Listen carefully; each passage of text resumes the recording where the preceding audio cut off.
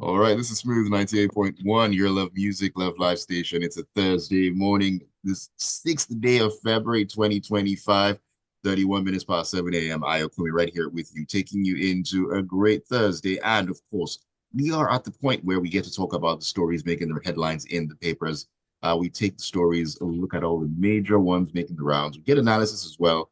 And you get to share your thoughts and your perspectives because we love to hear from you every single day. Welcome once again to Freshly Pressed. You can join us on WhatsApp to send those messages in and let us know where you stand and what you're feeling concerning the issues on the ground. 0809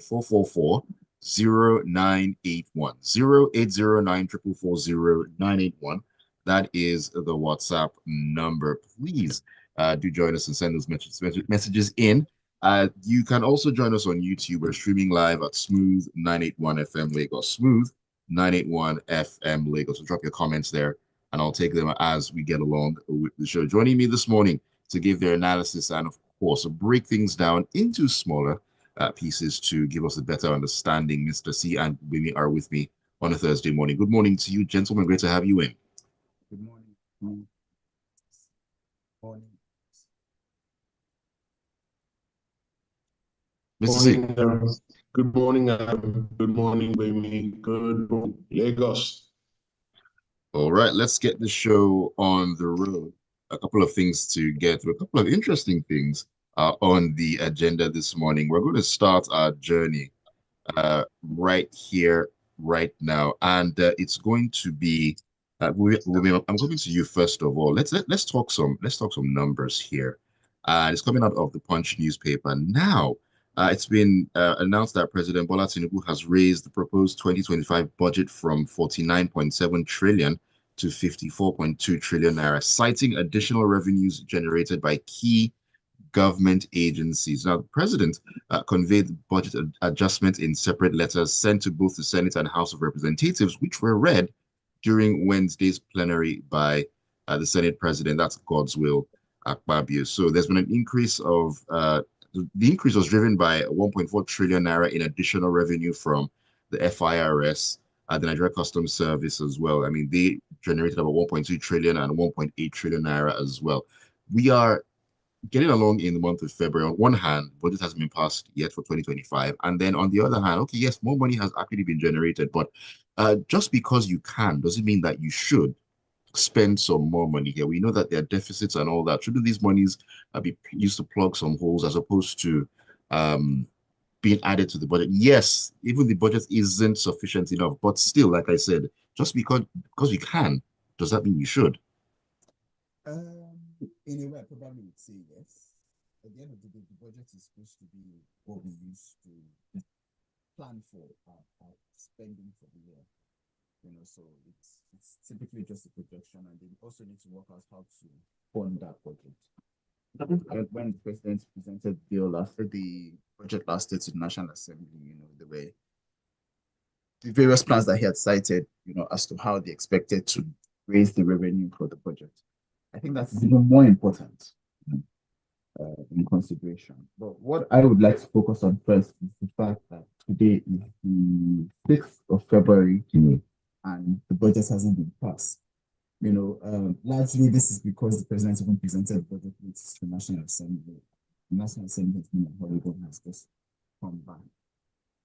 Last year, the budget was passed, if I remember correctly, on the 1st of January. Previous years before that, with Buhari, the budget was always passed consistently, if I remember very correctly. So this is not a very, very good trend. This is already the second month of the year, and we're still discussing, the National Assembly is still discussing the budget.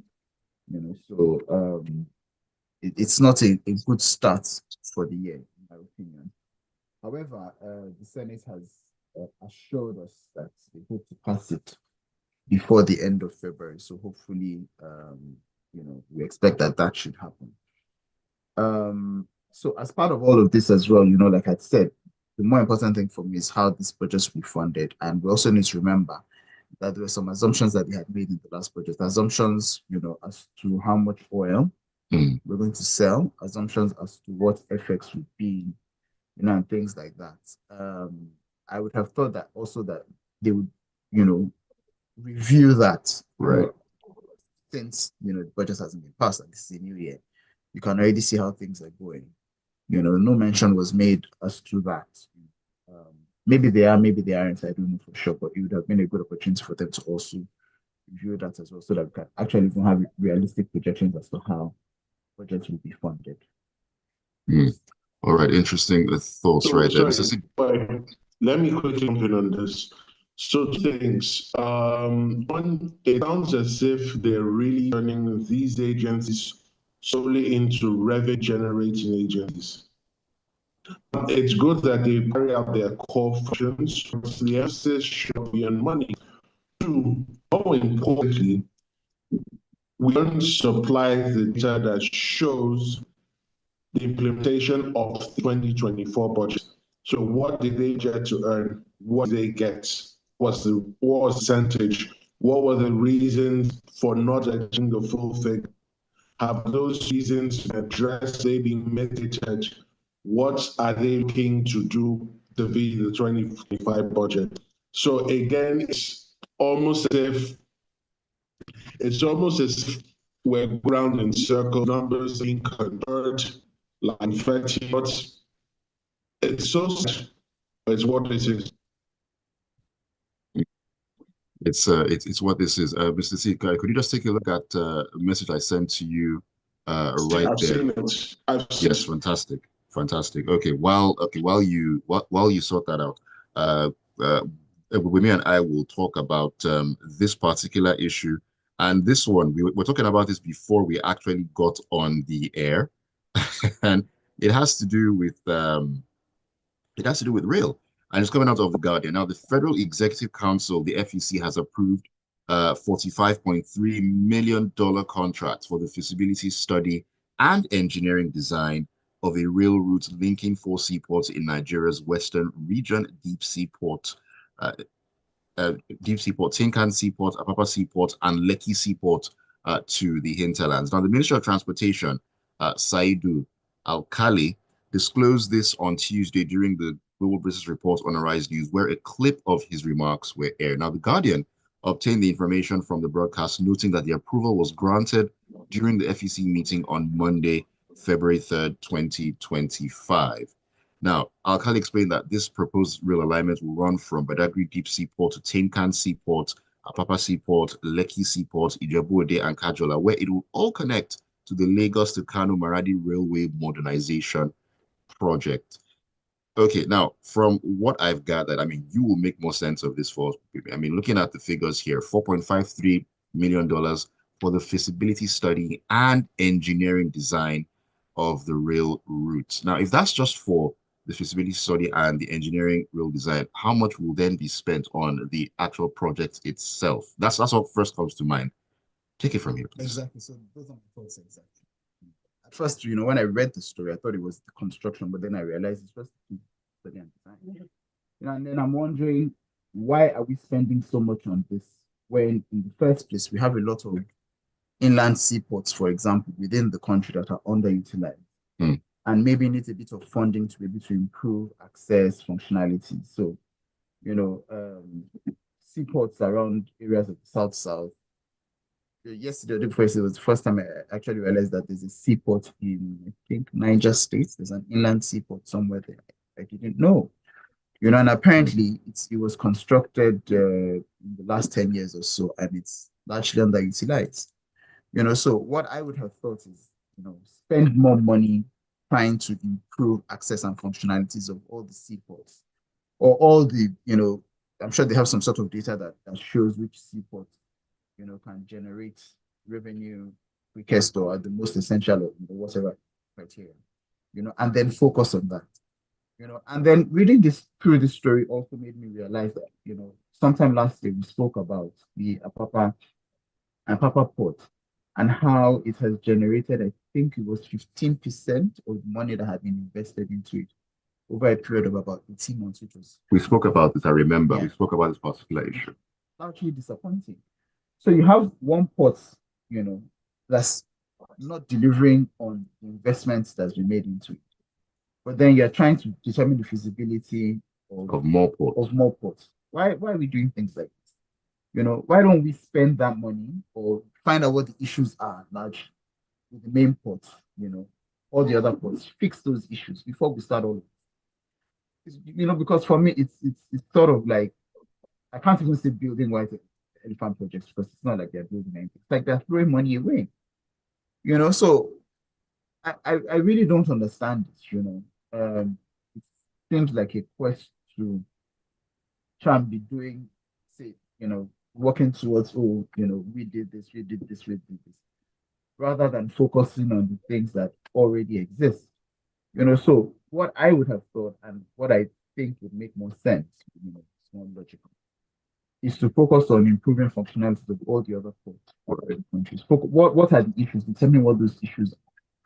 Trying to resolve those issues, which would cost way more less than this 40 something $1 million that's been projected for engineering design and feasibility study. Mr. C, I know you have some thoughts on this one. Are we running around in circles here?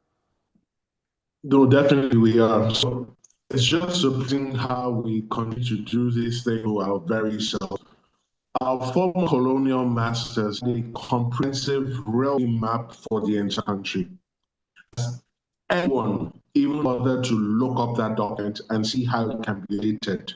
How do you propose to spend 43.5 million US dollars on the feasibility study and knowing these guys, at the end of the day, they will then tell you that it's not possible and $43.5 million had flushed down the drain. It's truly incomprehensible. And even with the advent of AI, can this exercise not be a lot cheaper? But again, this is what we've signed on ourselves. So we should just sit and enjoy the ride. I don't know how enjoyable the ride is going to be. I mean, looking at the numbers that are involved, it's a whole lot of money, and you would expect that a lot should come out of it. But will it, at the end of the day? Your guess is as good as mine. Anyways, Mr. C, let's jump into the premium times and let's talk about President Bola Tinubu here real quick. I mean, he is going to be attending the 46th ordinary session of the Executive Council and the 38th ordinary session of the Assembly of the AU Heads of States, scheduled from February 12th to 16, 2025. But he's going to be making a huge stopover in Paris, France, on a private visit en route to Addis Ababa. That's quite the stopover he's going to be making. Not too much has been said about this trip, just it's a private trip.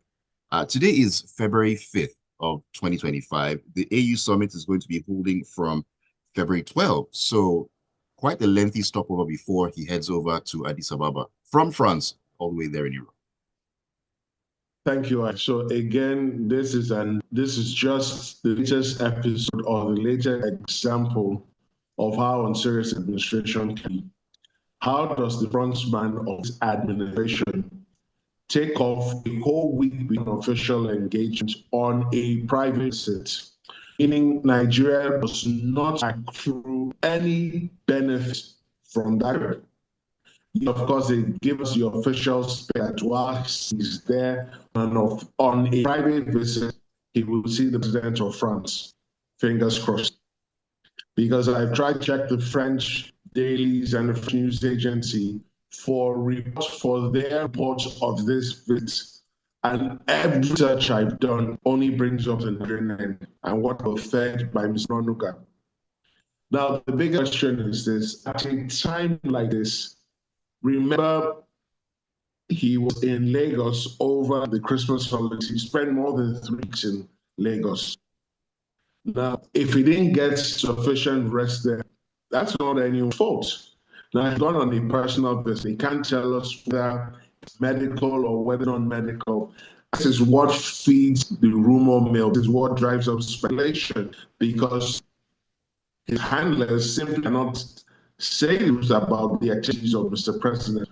Now, he's supposed to be in Addis Ababa for the summit heads of event next from the 12th to the 16th. That is next week, Wednesday, and it ends on Sunday. Now, yes, he has to be. Traditionally, Nigeria has always attended such summits, and incidentally, it was whilst attendance at one of the summits in 1965, that General Owen was overthrown. So I don't have problems with the official trip next week. The challenge I have is the country is literally on fire. No region is settled. And you're embarking on another foreign trip, personal or whatever. Now, think of trips he made in 2023. In the second half of 2023, immediately he became president, where all sorts of macro investment promises were made. Now, investment pledges and promises materialize overnight. That is clear. But 18 months later, no movement, no traction. That raises questions. I'm not even speaking about the promises that were made here because they would argue that it's still not time, whatever that means. Now, my point is this: an investor who is serious to invest, who is determined to invest, does not waste time. Once he sees an opportunity, he's ready to grab it immediately. But alas, where the National Assembly, which should be making all these frequent travels up and down the place, is in no position or place to do so. So sadly, more scarce government revenue will be wasted on these travels. Now, all these travels can be linked to spending on consumption, not spending on productive activities. Travels do not increase the productivity of the Nigerian economy or the people. They don't increase Nigeria's gross domestic product. So the big question is, what value does Nigeria derive, if any, from his frequent travels outside the country? And I'm not sure I know what the answer is. And I invite our listeners, the people listening to the show, if you know what benefit it derives or we have gotten from his frequent travels, please send a comment. Mr. C, I will disagree with you on the scarce government revenue. I mean, there's been an increase in revenue, 1.4 trillion from the FIRS, 1.2 trillion from the customs, 1.8 from other agencies. Come on, there's money. Anyway, see what you're doing, but these are projections. They make projections, and that's why I started off with the government side when Gbubemi took the story. What did they achieve last year as regards to revenue projections? Everyone is pretty quiet on that. Let's see actual revenue performance against revenue projections, and let's see whether it was success, a near success, or a bad miss. All right, Mr. C, you also mentioned something about investors that they don't need you to, come and sing and dance. They can see if there's a conducive environment for them to actually come in and do business with you, which brings me to this story coming out of The Guardian, and it has to do with IBM. They have exited the Nigerian economic space. Now, the company announced that it's also leaving other African countries like Ghana while it transfers its operations to a third-party company. Now, IBM is one of the latest international companies to exit the Nigerian economic space in recent times. In 2024, Guinness left, Meta, Microsoft reduced their physical presence in the country, scaling back their office spaces and transitioning to desk sharing for workers, basically scaling down operations as well. Now, the company in a statement said that MIBB will market and sell IBM products and services in 36 African countries, thereby giving MIBB sales network direct access to IBM products, services, and support, and so on and so forth. MIBB is a subsidiary of the Midis Group. That's a multinational IT and telecoms conglomerate operating across Europe, the Middle East, and Africa. So this is another foreign company that is backtracking, taking themselves out of the Nigerian economic space. This can be good, looking at how we are looking for these investors to come in and do business with us right here in Nigeria. Okay, so let's take it this way, right? IBM's decision to leave Nigeria is not isolated to Nigeria. It's cut across a lot of African countries. Now, IBM hasn't been doing too well lately, and in the last financial year, which is the 2024 financial year, reported a 2% decline in consulting revenue, and infrastructure sales dropped by 8%. Now, what's clear? IBM is cutting back on markets where they're not doing too well, or where markets do not support growth or improved revenue. And Nigeria is one of those countries. Now, remember that they're dealing with huge imports of rival computers by rival computer firms. And it is sad that we haven't been able to help them stay. We also know that other tech companies like Microsoft and Meta have scaled down their operations in Nigeria. What does that tell you? It tells you that the Nigerian economy is really, really struggling. You have a middle class which is almost vanished or is in the process of vanishing completely. You then have over 130 million Nigerians living in multi-dimensional poverty. So who are people expected to buy their products? And remember, the huge depreciation of the naira against the US dollar hasn't helped matters. Now, of course, the government spin doctors will come out and tell you that their policies are starting to work, that there's light at the end of the tunnel. My suggestion today is we're not any tunnel. We're actually a bottomless, seemingly bottomless pit. And each time we think we've hit rock bottom, these guys form new lows. Look at all the companies that existed in the economy last year. What effort has been made to get them to come back in? And the proof of the pudding is in tasting it. Now, where am I going with this, right? You can lay all day long, all night long, that the economy is fine. The investors out there are not fooled. Yes, we're getting large amounts of foreign portfolio investments because these investments are into short-term investments in the money markets and capital markets, especially the treasury bill markets. They're there for 30 days, 90 to 180 days, maximum 365, they're out. But foreign direct investment, what are the numbers? We continue to struggle. And when you think of the socio-economic issues plaguing this country and the way we handle this matter, and the fact that there's little or no trust in the judiciary, and all the law enforcement agencies, it is a surprise where we are at. It will not surprise me to hear that later on this companies exit the Nigerian economy. And truly, we will have no one to blame but ourselves. We'll have no one to blame but ourselves. Let me take a couple of messages before we get back into the stories. Babatunde Alao says, I laugh. Spending that much on feasibility studies for an unnecessary project. Why not invest on functional projects and making good the existing port and existing route plan of railways that easily links the whole nation and avoid this mindset of we are the first to do mentality? It's so sad. Zeman from Bristol says, please, can anyone point to me a serious country's leader that travels in this manner to other countries on frequent frivolous trips? Is this not supposed to be a national security risk? Okay. Let me see here. Joseph Meyer says, at what cost is the president and the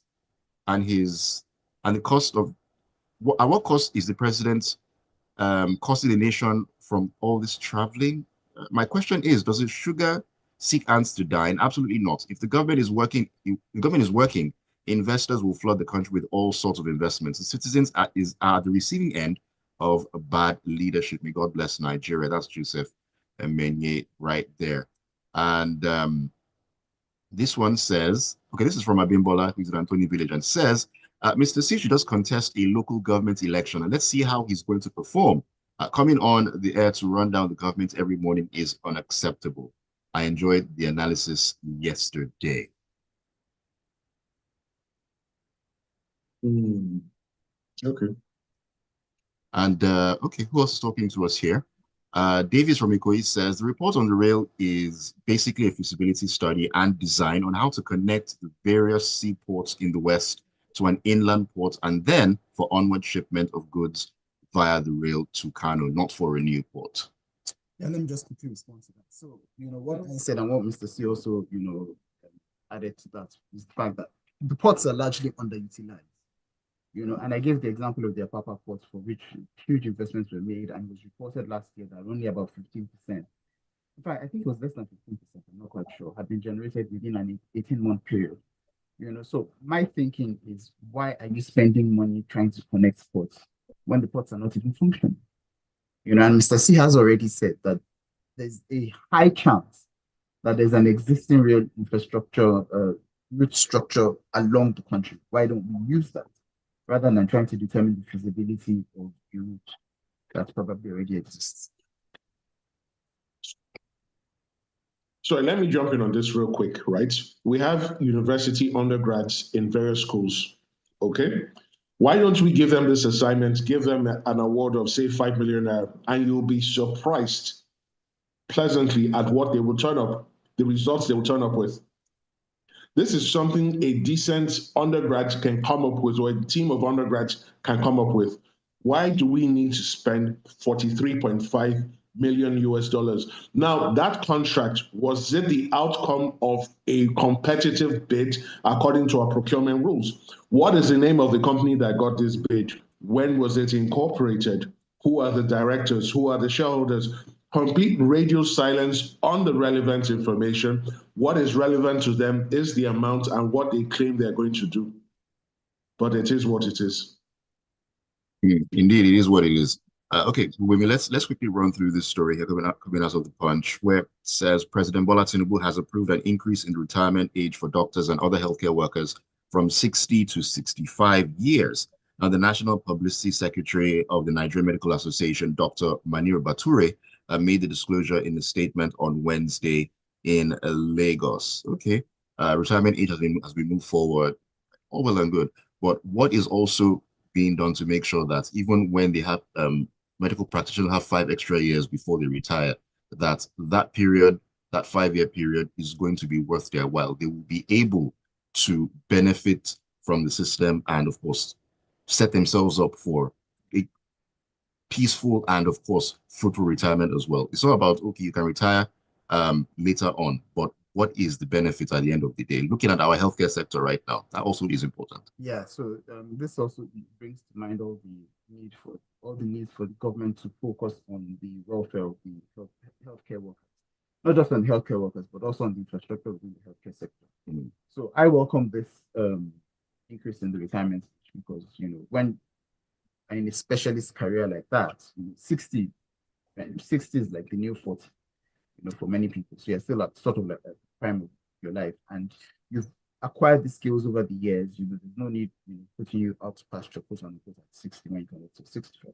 Right. But the implications, we need to realize that there are also implications on pensions, because even though they'll most likely be receiving their pensions through the PFAs, government is the one who pays the matching contributions, for that. So, it's sort of like kicking the can further down the road in terms of expenses that government needs to make. I don't know if government is compliant with their pension remittances. I hope they are. But aside from that as well, we also need to look at the structure of the healthcare workers generally. What salaries are they being paid? Are they being paid competitively? We talk about how doctors, nurses, lab scientists are constantly leaving the country, going elsewhere because they can get better. So we also need to focus on improving our healthcare sector. All right, very, very key. So very quickly, I think this is one of the few good things this administration has gotten right, because remember, we've been dealing with a massive drain in terms of number of medical professionals leaving the country in search of greener pastures. So extending the period of service for these guys, whilst hoping more people are encouraged to enter into the profession, is good. Now, we may find a situation where we may have to further extend this retirement age. But for now, it's a good step, given that we cannot replace as quickly as possible the numbers who have left and continue to leave, because it's rumored that, speculated, in the next 5 years, 1,700 consultants would have had to retire because they're already 55. But with this extension, they have 5 extra years. So on a very rare occasion, kudos to the administration. All right, let me take the remaining messages here as we round up this morning. Rexy in Surulere says, companies enter and exit economies for various reasons. Let's stop this lame blame game each time one decides what suits them. Shell took a $5 billion bet on Nigeria a few weeks ago. 10 IBMs can muster that. You mean can or can't? I don't know. That's Rexy from Surulere. Okay. Well, let's see. Wait. Okay. Oluwaseyi says the act of appearing busy isn't directly proportional to truly having work done. So frequent business travel, spending scarce resources doesn't mean anything is really getting done. Foreign investors are leaving, and very few or no new investors are coming in. The economy is terrible. Hundreds of SMEs are closing down every day. People are hungry. I am hungry. More people are getting pushed further down the poverty hole every day. It looks like we are in trouble. Tony from Marine Beach says, early on, the federal government revenue target was basically from crude sales, but has now shifted to customs and FIRS, and we still wonder why the people are suffering. What is the state or level of functionality of these ports to start with? The federal government has embarked on connecting nothing to nothing. Over 70 billion naira on feasibility and designs alone. No doubt someone is getting his own settlement. Imagine if such a large sum is put into upgrading the ports. Sorry, very. I think I should respond to Rex, and it's very simple.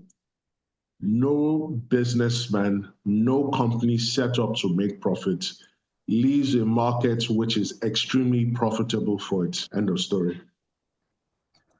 Okay, Chima says the southeast needs a functioning port. The route from west to east has been too bad for years, resulting to investors settling and establishing their businesses in Lagos, while Lagos enjoys the tax revenue. No rail or coastline movement of goods from west to east. We need a functioning port in the southeast. All right, and life.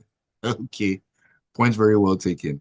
But I did mention mention names that I saw in the messages.